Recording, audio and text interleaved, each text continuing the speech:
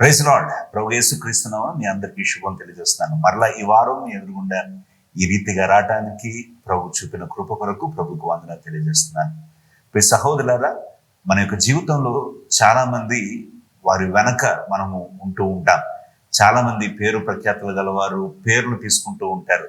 ఇదిగో నేను పలానా మనిషిని, వారు నా వెనక ఉన్నారు, లేకపోతే వారు నన్ను, వాళ్ళ కింద నేను ఉన్నాను, ఇదిగో నన్ను ముడితే ఇదిగో వాళ్ళు ముట్టినట్లే అన్నట్లుగా చాలా మంది చెప్తూ ఉంటారు.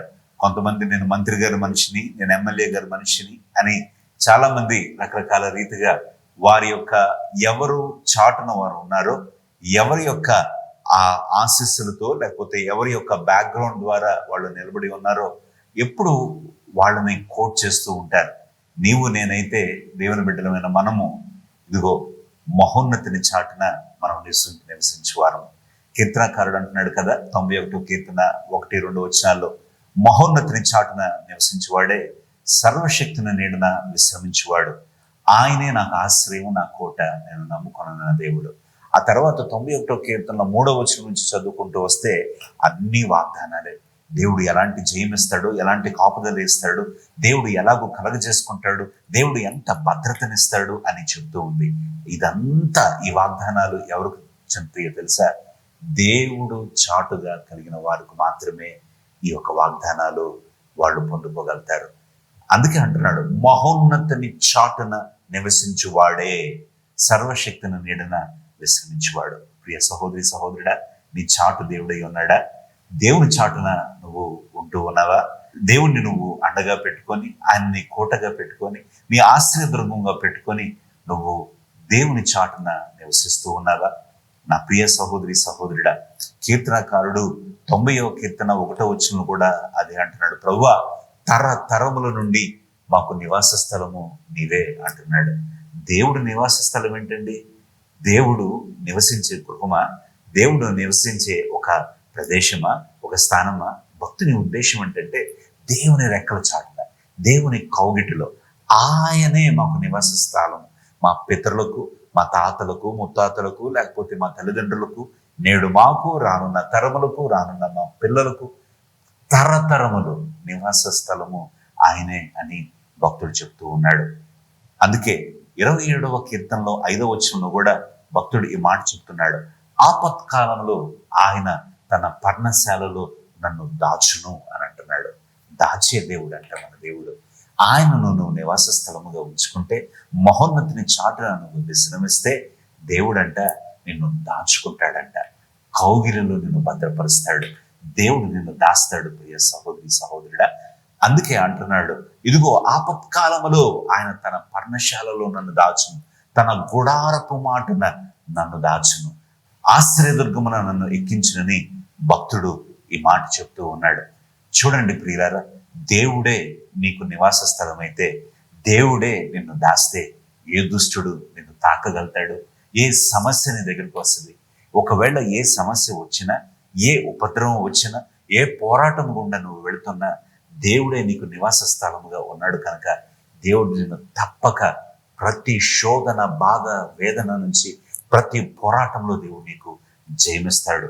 అందుకే 32వ కీర్తనలో కూడా 7వ వచనంలో కీర్తనకారుడు అంటున్నాడు, నా దాగుచోటు నీవే, శ్రమలో నుండి నీవు నన్ను రక్షించదువు, విమోచన గానంతో నీవు నన్ను ఆవరించదువు అని అంటున్నాడు.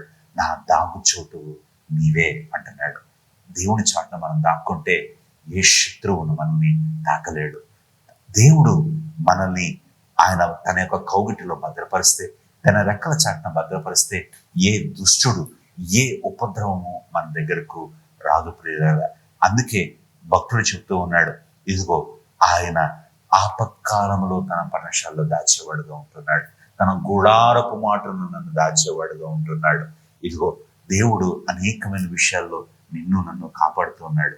మనుషుల యొక్క భయంకరమైన మనుషులు మన చుట్టూ ఉంటూ ఉన్నారు, భయంకరమైన పరిస్థితుల చుట్టూ మనం ఉంటూ ఉన్నాం. దేవుడు మనల్ని మనుషుల కపటోపాయములు అంటకుండా కూడా ఆయన సన్నిధి చాటును మనం దాస్తున్నాడు తెలుసా? కీర్తన 31వ కీర్తన 20వ వచనంలో ఈ మాట రాయబడి ఉంది ప్రియులారా. దేవుని యొక్క మాట స్పష్టంగా చెప్తుంది, మనుషుల కపటోపాయములు వారిని అంటకుండా నీ సన్నిధి చాటున వారిని దాచుచున్నావు. వాక్కలహము మాన్పి వారిని గుడారంలో దాచుచున్నావు. ఎక్కడ చూసినా దేవుడు దాస్తూ ఉన్నాడు, దాస్తూ ఉన్నాడు, దేవుడు దాస్తూ ఉన్నాడు. చూడండి, రోడ్డు మీద ఒక తండ్రి తన కుమారునో కుమార్తెను పట్టుకొని వెళ్తూ ఉంటుంటే ఆ వీధిలో కుక్కలు ఒకేసారి మొరగటానికి మీదకు వస్తూ ఉంటుంటే, పిల్లవాడి మీదకు వస్తూ ఉంటుంటే పిల్లవాడు ఏం చేస్తాడు? వెంటనే తన తండ్రి చాటుకు వెళ్ళి దాక్కుంటాడు. ఆ తండ్రి చాటున తనకు ఆశ్రయం దొరుకుతుంది. తండ్రి చాటున ఎక్కడ లేని ధైర్యం కలుగుతోంది. ఎంత ఉపద్రవం వచ్చినా, ఎంత భయంకరమైన పరిస్థితులు వచ్చినా వెంటనే వెళ్ళి తండ్రి చాటున దాక్కుంటున్నప్పుడు గొప్ప ఉపశమనం కలుగుద్ది. తండ్రి అంటాడు, చూడనా ఆ కుక్క నీ మీద వస్తుంది కదా, నువ్వే కొట్టు, రాయి తీసిస్తాడు, కొట్టు నువ్వు, నేనున్నాను పక్కన అని అంటాడు. అంటే ఈ నిబ్బరము, ధైర్యం, వెంటనే పిల్లవాడు ఆ రాయి తీసుకొని చూ అని కొడుతూ ఉంటాడు. ఎందుకు? ఆ ధైర్యం ఎక్కడి దాకా ఎందుకు వచ్చింది? అంతకుముందు భయపడిన వాడు, దాక్కున్నవాడు మరలా ఆ యొక్క కుక్కను ఎలా కొడుతూ ఉన్నాడంటే తన తండ్రి ఉన్నాడనే భరోసా, తన తండ్రి తనకు సపోర్ట్గా నిలబడాననే ఆ గొప్ప నిబ్బరము ఆ పిల్లవాడిని ఆ రీతిగా ధైర్యపరిచింది. ప్రియులారా, దేవుడు చాటును దాక్కుంటే, దేవుడే నీకు ఆశ్రయదుర్గముగా ఉంటే, దేవుడే నిన్ను దాస్తే ఏ ఉపద్రవం నుంచి ప్రతి దుష్టును నువ్వు ఎదిరించగలుగుతావు, ప్రతి శత్రువును నువ్వు ఎదిరించగలుగుతావు, ప్రతి సమస్య గుండా నువ్వు ధైర్యంగా నిలబడగలుగుతావు. ఏ అగ్నిగుండం అంటే సమస్యలైనా అది 7 అంతుల అగ్నిగుండముగా మారినా ఈ రోజు నువ్వు అగ్నిగుండంలో స్థిరంగా నువ్వు ధైర్యంగా నిలబడగలుగుతావు. దేవుడు నీకు గొప్ప విజయం ఇస్తాడు.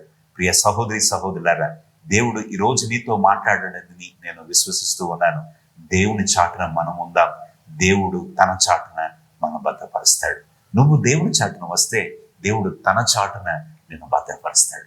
నువ్వు దేవుని దగ్గరికి వస్తే దేవుడు నిన్ను తన కౌగిటిలో భద్రపరుస్తాడు. ముదిమి వచ్చే వరకు చంకనెత్తుకొని కాపాడువాడు మన దేవుడు, భద్రపరచువాడు మన దేవుడు, తన గుడారపు చాటును దాచేవాడు మన దేవుడు, తన పర్ణశాలలో దాచేవాడు దేవుడు. ఇట్టి రీతిగా దేవుడు నిన్ను దాస్తాడు. ఈ రోజు నువ్వు కృంగిపోతూ ఉన్నావా?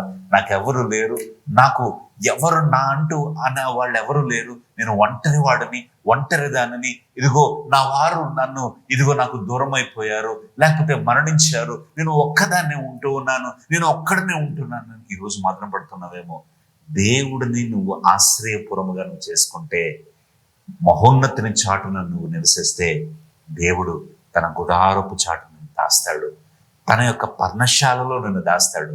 మనుషుల కపటోపాయములు అంటకుండా తన సన్నిధిన నిన్ను దాస్తాడు. ప్రియ సహోదరి సహోదరుడా, దేవుడు అట్టి రీతిగా నిన్ను భద్రపరచునుగాక, దేవుడు అట్టి రీతిగా నిన్ను దాచునుగాక, దేవుడు అట్టి రీతిగా నిన్ను బలపరచునుగాక.